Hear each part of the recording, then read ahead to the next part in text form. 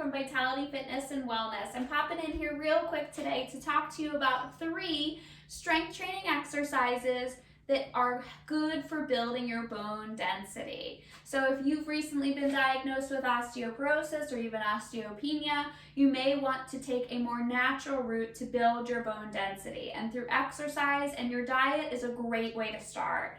So today I'm going to go over 3 pretty basic exercises that will help you to build your bone density. You do need to use a weight that is a challenge for your body. So you want to make sure that you can maintain your form with the weight that you're using, but you want to feel a challenge by the end of the repetitions that you're doing. And I recommend anywhere between 8 and 12 repetitions for 3 rounds. So you want to find the weight that's giving you a challenge by those last couple reps. If you feel like you could do lots more, you're not doing enough to build your bone density. So we're going to grab a weight. Going to grab 2 weights here.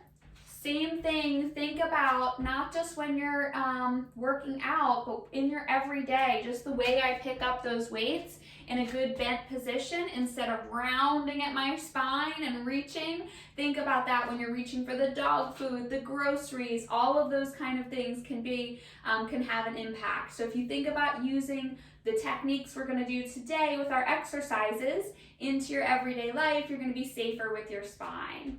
So we're going to go with a row here first. We're going to work the muscles in our mid back here. Really important for our posture, keeping a tall spine and helping to build that bone density. So we're going to get into a shoulder width stance. I'm going to stick my tush back, way back. Keep my back nice and straight. You can see it's nice and straight. I'll keep my head nice and neutral. I'm going to pull my elbows back just to the sides of my body, hold for a beat or 2, and slowly lower it down. Quick pull, hold for a beat or 2, and slowly lower down. Quick pull, hold for a beat or 2, and slowly lower down. If that gives you any trouble with your back, you can certainly take one side, put this down. You could stagger your stance, put your hand on a chair or some support countertop, pull with one side, and then bring it down. There's options for everybody. My second exercise here today is a regular squat. So I'll take a weight with my squat. I'll hold it right in front here, open up my chest, really tall posture. My feet are wider than hip distance here. Toes can be forward or slightly pointed out. It's really your body's preference. Our bodies are all made a little differently. From here, I'm going to sit my hips back like I'm about to sit in a chair. Like I'm about to sit, and come up tall, squeezing my tush as I come up. From the side, I'm sitting my hips back and coming up nice and tall. Even weight through each side, back, nice and tall. Building those glute muscles and your hips for that bone density, very important. Another one that you could do if you have access to a gym is the leg press exercise. Really good for building bone density is that leg press exercise.